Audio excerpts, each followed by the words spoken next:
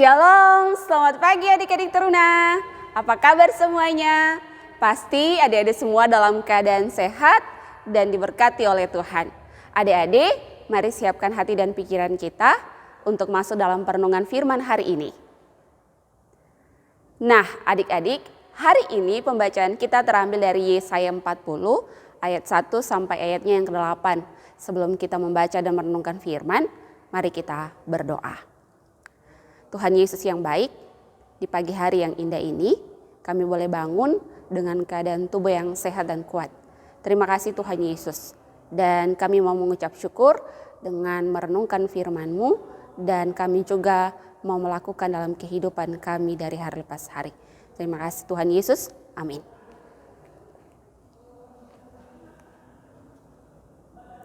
Oke adik-adik, sudahkah adik-adik menyiapkan pembacaan kita dari Yesaya 40 ayat 1 sampai 8? Kalau sudah, mari kita baca secara bersama-sama. Yesaya 40 ayat 1 sampai ayatnya yang ke-8. Yang berbunyi demikian. Hiburkanlah, hiburkanlah umatku. Demikianlah firman Allahmu. Tenangkanlah hati Yerusalem dan serukanlah kepadanya bahwa perhambaannya sudah berakhir, bahwa kesalahannya telah diampuni. Sebab ia telah menerima hukuman dari tangan Tuhan 2 kali lipat karena segala dosanya. Ada suara yang berseru-seru, persiapkanlah di padang gurun jalan untuk Tuhan. Luruskanlah di padang gurun belantara jalan raya bagi Allah kita. Setiap lembah harus ditutup dan setiap gunung dan bukit diratakan. Tanah yang berbukit-bukit harus menjadi tanah yang rata, dan tanah yang berlekuk-lekuk menjadi daratan. Maka kemuliaan Tuhan akan dinyatakan dan seluruh umat manusia akan melihat bersama-sama. Sungguh Tuhan sendiri telah mengatakannya. Ada suara yang berkata, berserulah. Jawabku, apakah yang harus kuserukan? Seluruh umat manusia adalah seperti rumput.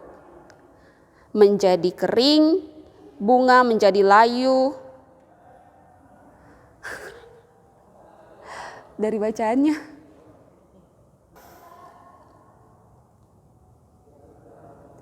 Oke adik-adik, sudahkah adik-adik siapkan Yesaya 40 ayat 1 sampai 8? Kalau sudah, mari kita baca secara bersama-sama.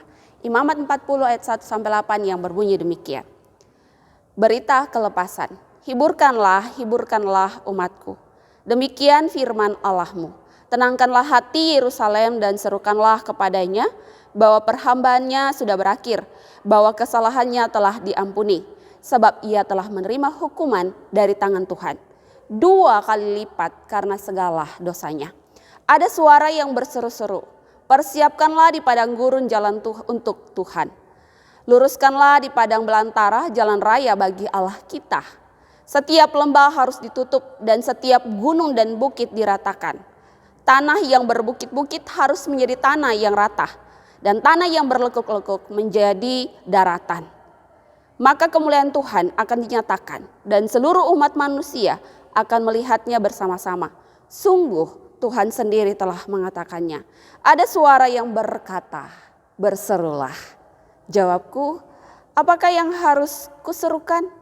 Seluruh umat manusia adalah seperti rumput dan semua semaraknya seperti bunga di padang. Rumput menjadi kering, bunga menjadi layu. Apabila Tuhan menghembusnya dengan nafasnya, sesungguhnya lah bangsa itu seperti rumput. Rumput menjadi kering, bunga menjadi layu. Tetapi firman Allah tetap untuk selama-lamanya.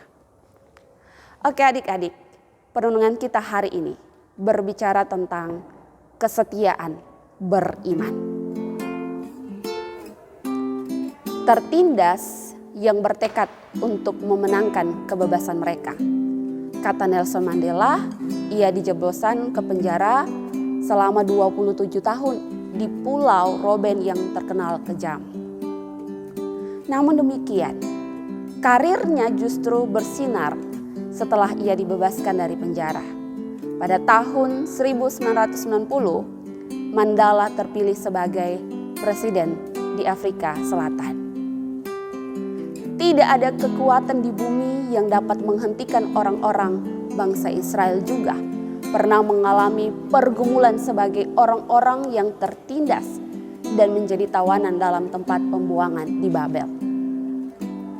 Bagian kedua pasal 40 sampai 48 kitab Yesaya ini memberitakan kabar baik bahwa Allah akan memakai Kores Raja Persia untuk mengalahkan Babel dan mengizinkan orang Israel kembali ke Yerusalem.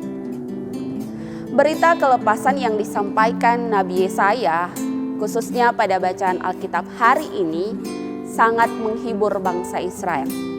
Ayat 1 tentang janji pembebasan menjadi satu pertanda bahwa penghukuman karena ketidaksetiaan mereka akan segera diakhiri oleh Allah.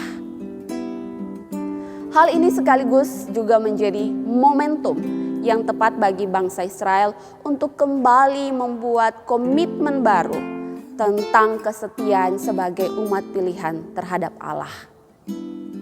Sobat Teruna, bersyukurlah jika Allah mengizinkan kita mengalami masa-masa sulit. Walaupun sepertinya hidup kita susah, tetapi ada banyak pelajaran berharga yang dapat diambil dari semua pengalaman tersebut. Terlebih kita dapat mengetahui betapa besar kasih setia Allah yang mau membentuk orang pilihannya menjadi pribadi yang luar biasa maupun umatnya yang setia. Mari menjadi teruna yang setia beriman kepada Tuhan. Biarlah kita tetap setia berpegang teguh pada firman dan dalam menanti pengenapan janji Allah.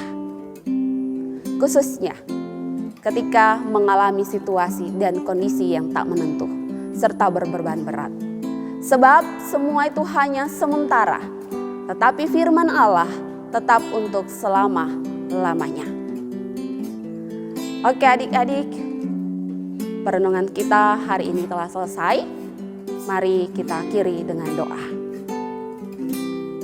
Tuhan, terima kasih karena adik-adik teruna boleh bangun di pagi hari dan mengikuti renungan di pagi hari ini. Biarlah renungan yang boleh mereka dengarkan menjadi kekuatan penuntun dalam kehidupan dari hari lepas hari. Terima kasih Tuhan. Haleluya. Amin.